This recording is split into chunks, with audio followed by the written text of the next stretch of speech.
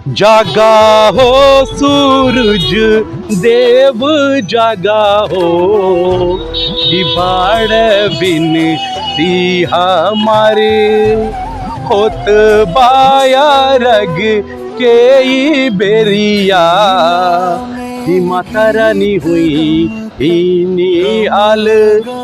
नमस्कार दोस्तों, मैं हूं संजय कुमार और आप देख रहे हैं यूपी न्यूज़ 18। कल से शुरू हो रहा है छठ पूजा।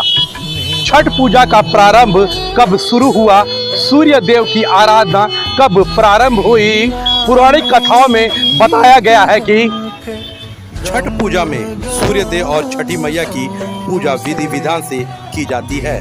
छठ पूजा का प्रारंभ कब से हुआ, सूर्य की आराधना कब से प्रारंभ हुई, इसके बारे में पौराणिक कथाओं में बताया गया है कि सतयुग में भगवान श्री राम, द्वापर से दानवीर कर्ण और 5 पांडवों की पत्नी द्रौपदी ने सूर्य की उपासना की थी। छठी मैया की पूजा से जुड़ी एक कथा राजा प्रियवंद की है, जिन्होंने सबसे पहले छठी मैया की पूजा की थी। आइए जानते हैं कि सूर्य उपासना और छठ पूजा का इतिहास और कथाएं क्या हैं। राजा प्रियवंद ने अपने पुत्र के प्राण की रक्षा के लिए रखा था छठ पूजा। एक पौराणिक कथा के अनुसार राजा प्रियवंद निसंतान थे। इनको इसकी पीड़ा थी। उन्होंने महर्षि कश्यप से इसके बारे में बात की। तब महर्षि कश्यप ने संतान प्राप्ति के लिए पुत्रेष्टि यज्ञ कराया। उस दौरान यज्ञ में आहुति के लिए बनाई गई खीर राजा प्रियवंद की पत्नी मालिनी को खाने के लिए दी गई।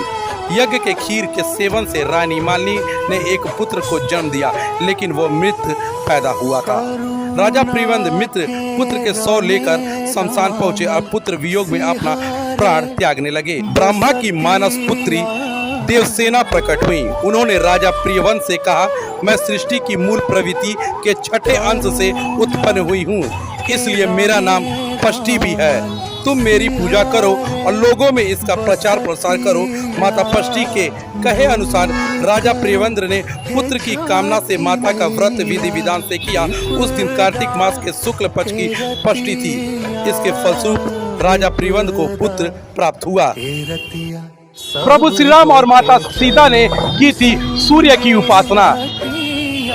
पौराणिक कथा के अनुसार लंका के राजा रावण को वध कर अयोध्या आने के बाद भगवान श्री राम और माता सीता ने राम राज्य की स्थापना के लिए कार्तिक मास के शुक्ल पक्ष की पष्टी को उपवास रखा था और सूर्य देव की पूजा अर्चना की थी। द्रौपदी ने पांडवों के लिए रखा था छठ व्रत। पौराणिक कथाओं में छठ व्रत के प्रारंभ को द्रौपदी से भी जोड़कर देखा जाता है। द्रौपदी ने 5 पांडवों के बेहतर स्वास्थ्य और सुखी जीवन के लिए छठ व्रत रखा था और सूर्य की उपासना की थी, जिसके परिणाम स्वरूप पांडवों को उनको खोया हुआ राजपाट वापस मिला था। दानवीर कर्ण ने की सूर्य की पूजा। महाभारत के अनुसार दानवीर कर्ण सूर्य के पुत्र थे और प्रतिदिन सूर्य की उपासना करते थे। कथा अनुसार सबसे पहले कर्ण ने ही सूर्य की उपासना शुरू की थी। वह प्रतिदिन स्नान के बाद नदी में जाकर सूर्य को अर्घ्य देते थे। आप सभी को छठ पूजा की हार्दिक बधाई और शुभकामनाएं। ऐसी और खबरों के साथ बने रहिए मेरे साथ और देखते रहिए यूपी न्यूज़ 18।